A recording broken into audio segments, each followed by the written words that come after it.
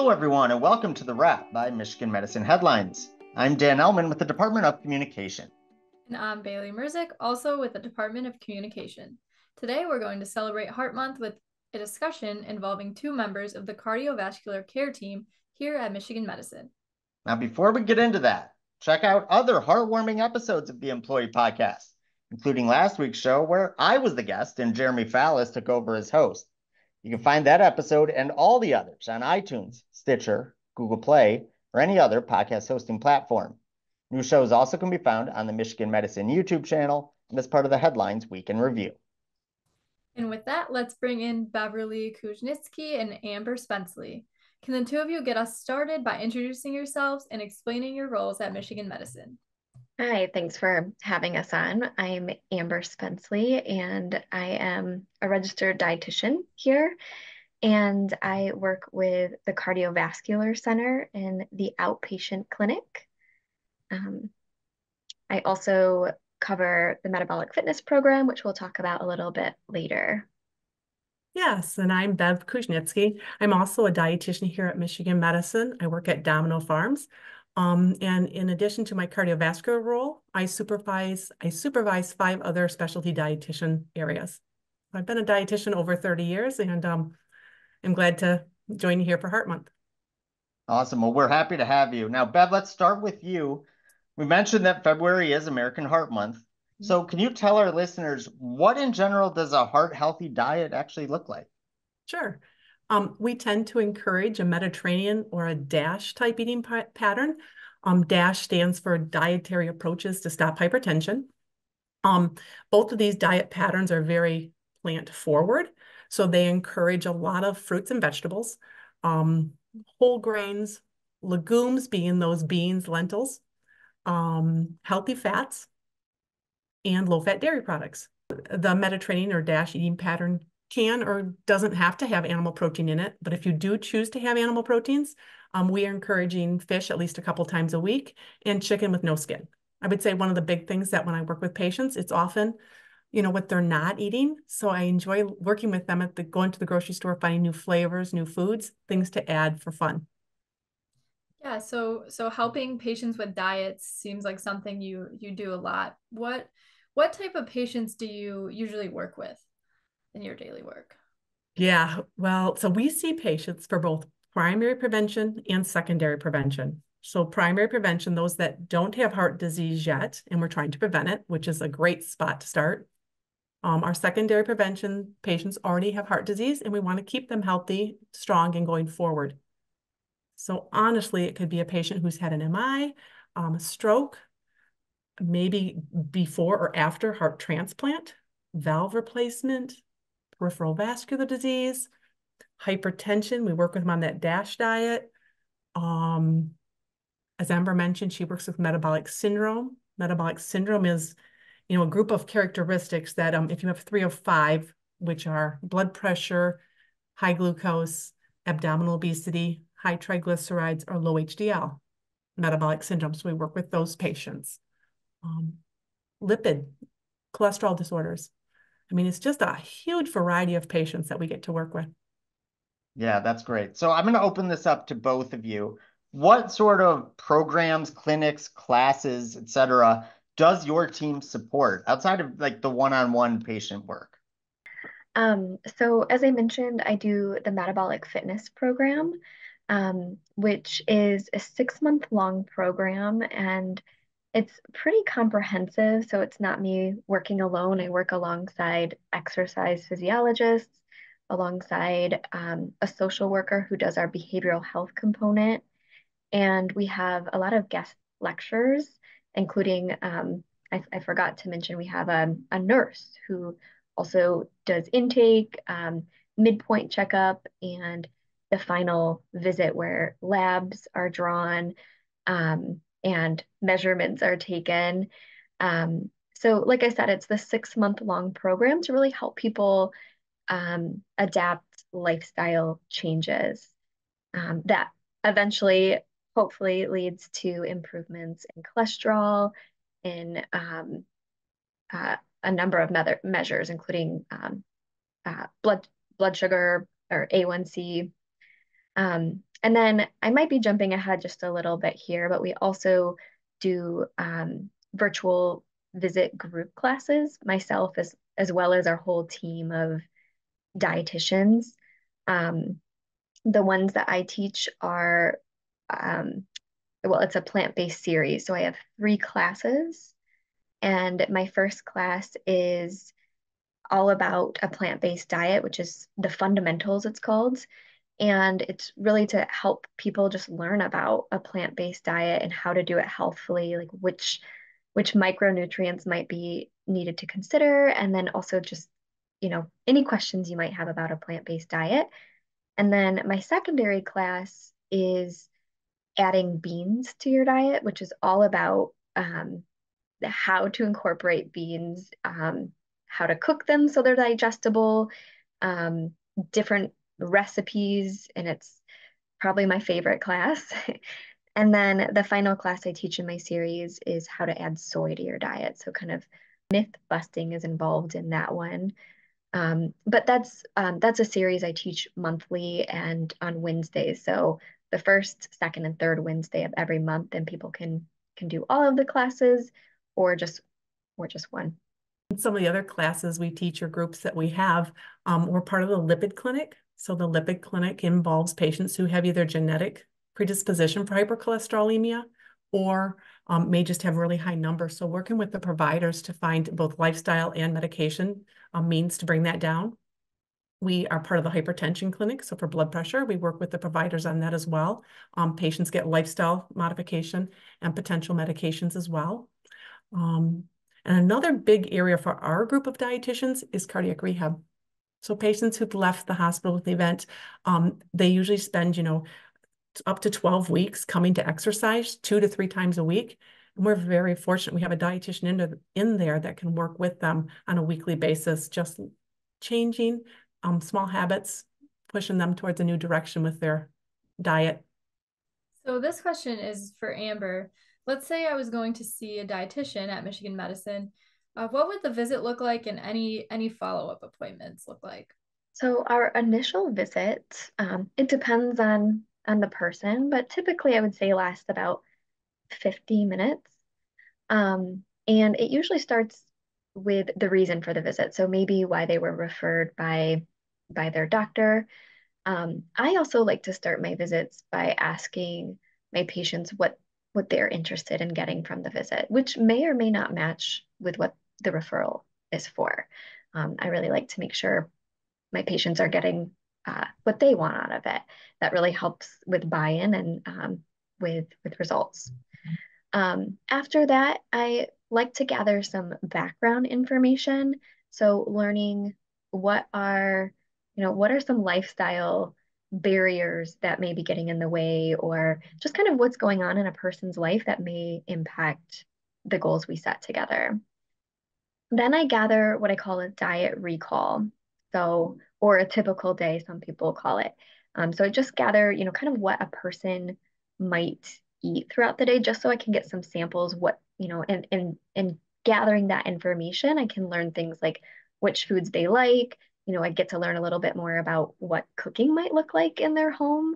And then from there, we can address any like maybe specific challenges a person might have. Um, and I have a piece that I set aside for each visit where I do a little bit of education. So I like to gather some background and then tailor my education for, what that patient might need. Some patients, might already kind of know what I want to talk to them about, but getting that background helps me, learn how to tailor the visit. And then if a patient is willing, I like to end the visit with a goal or a couple of goals based on what they wanted to get out of it. So, and usually that's something pretty specific.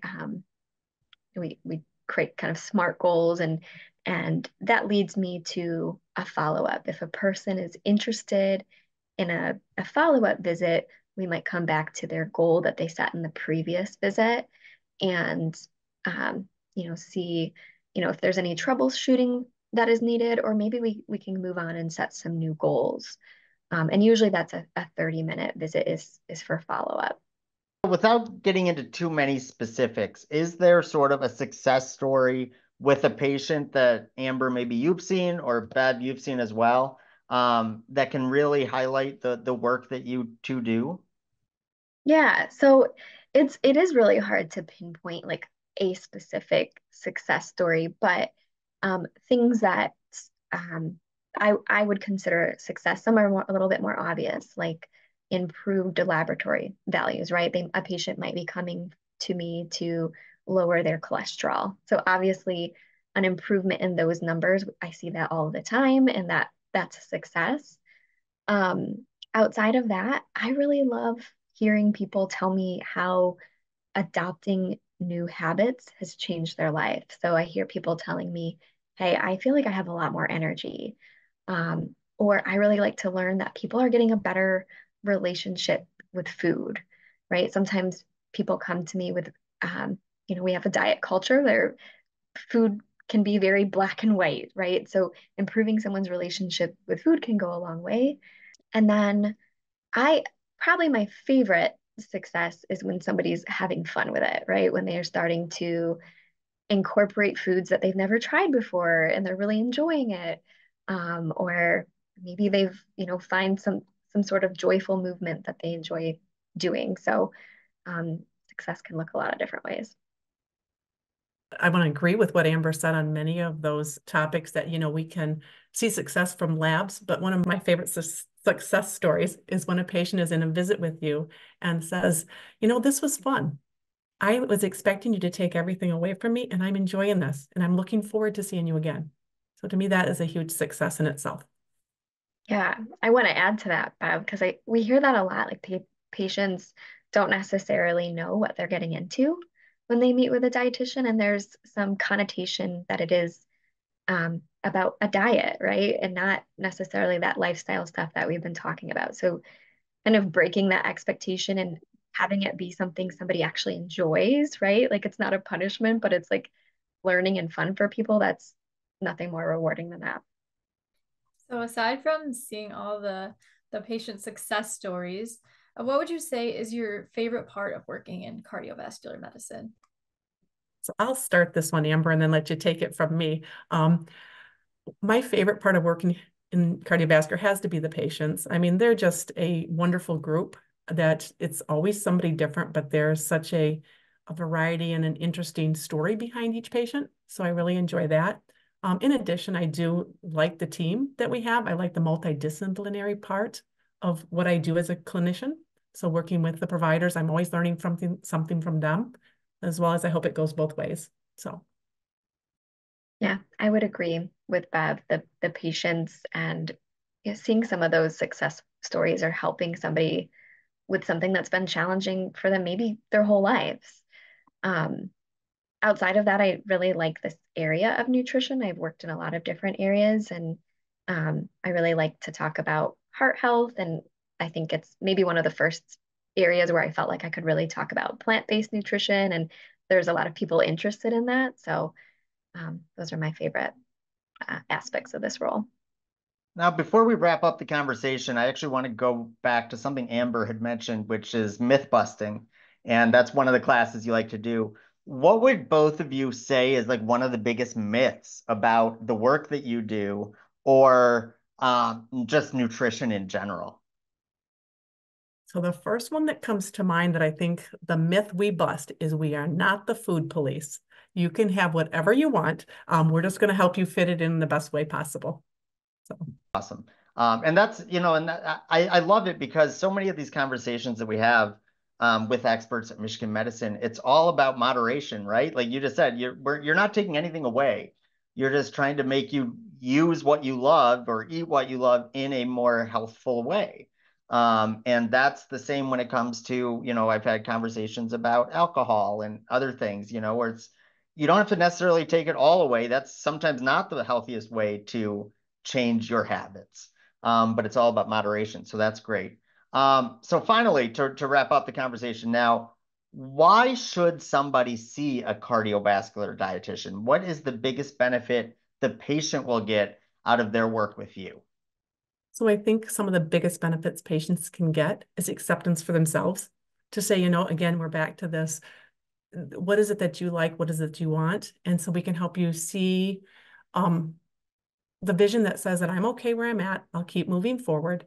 And hopefully then just be in a healthier spot, enjoying life and living it to your fullest.